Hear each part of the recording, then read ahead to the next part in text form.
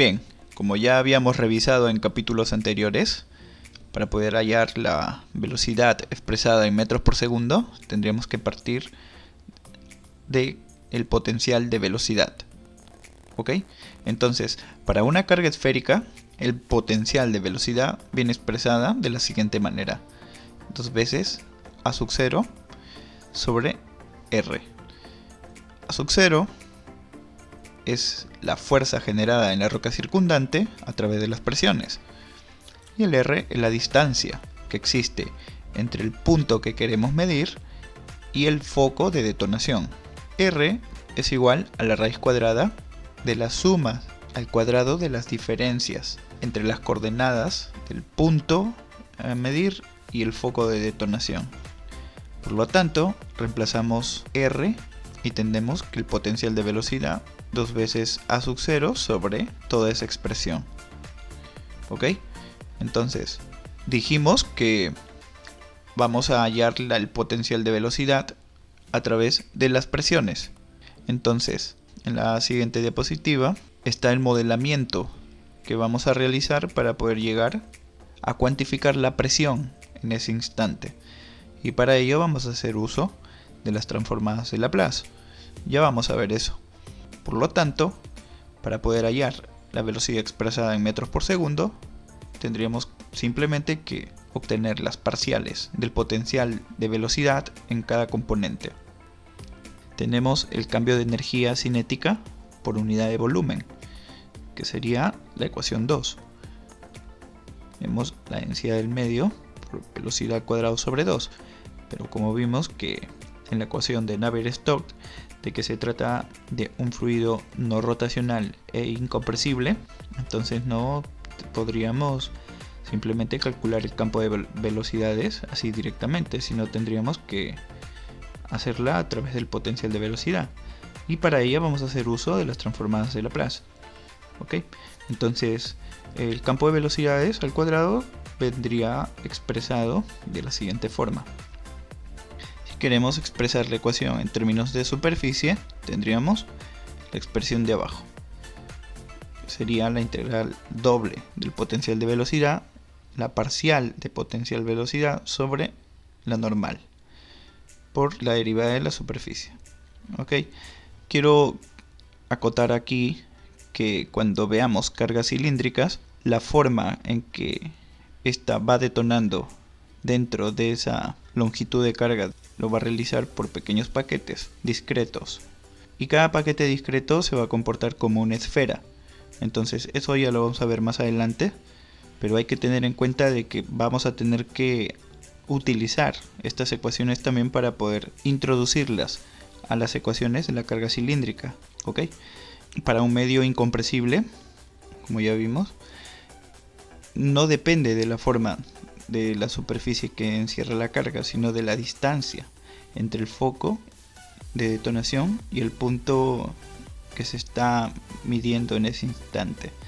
Por lo tanto, la parcial del potencial del flujo sobre la normal a la superficie la vamos a reemplazar por la parcial del potencial sobre la parcial del radio o la distancia que hay entre el foco de detonación y el punto a medir.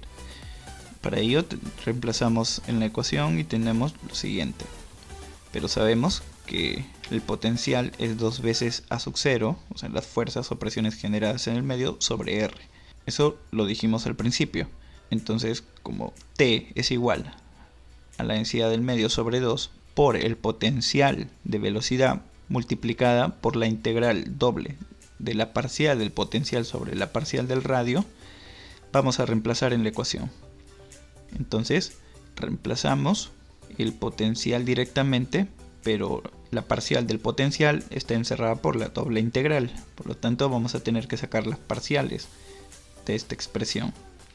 Entonces, sacamos las parciales con respecto a la distancia y tenemos lo siguiente. Finalmente, vamos a reemplazar las parciales y el potencial de velocidad en la ecuación. Entonces, tendríamos lo siguiente.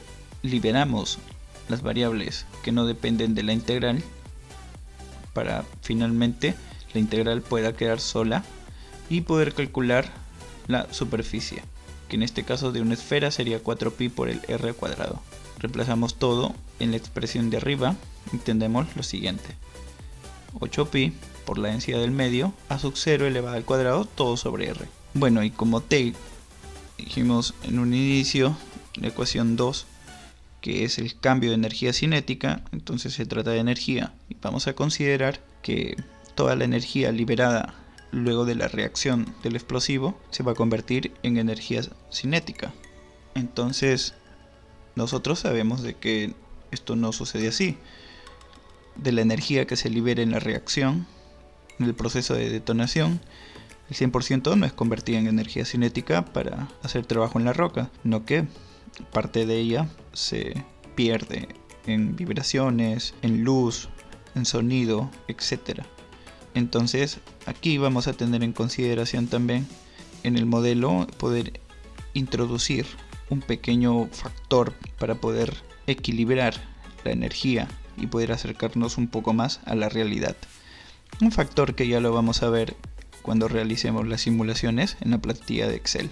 Entonces vamos a ordenar la ecuación para poder tener lo que a nosotros nos importa de este pequeño proceso, el A sub 0. Tendríamos lo siguiente: A sub 0, la raíz cuadrada de Q, que es la energía cinética, por R, todo sobre 8pi por la densidad del medio. Ahora, esta sería la expresión para poder reemplazar finalmente y poder hallar el potencial de velocidad, 2 veces A sub 0 sobre R. Pero como dijimos en un principio, tendríamos que hallar la gradiente en las tres componentes, pero como se trata de una esfera, estaríamos hablando de que las componentes X y Y van a ser prácticamente iguales. Entonces vamos a hallar la parcial del potencial de velocidad con respecto a R. Y bueno, a partir de esta expresión ya podríamos calcular en cualquier punto en la roca circundante la velocidad de partícula. Vamos a realizar un pequeño ejemplo para contrastar la formulación ya mencionada. Consideramos una carga esférica de ANFO detonando en granito, la cual tiene un radio de 5 centímetros, la energía del explosivo 912 kilocalorías por kilogramo, densidad del explosivo 800 kilogramos por metro cúbico y la densidad del medio 2670 kilogramos por metro cúbico. Hay que tener mucha consideración con las unidades, ¿ok? Entonces convertimos la energía del explosivo y lo pasamos a metros cuadrados sobre segundo cuadrado. Tendríamos que 912 multiplicado por 4184 es un factor para poder convertir.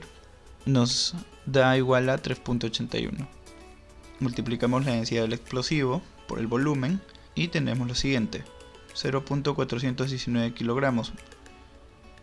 Eso sería la masa de toda la esfera, y esta masa la multiplicamos por la energía para poder hallar la energía total que se está acumulando en la esfera.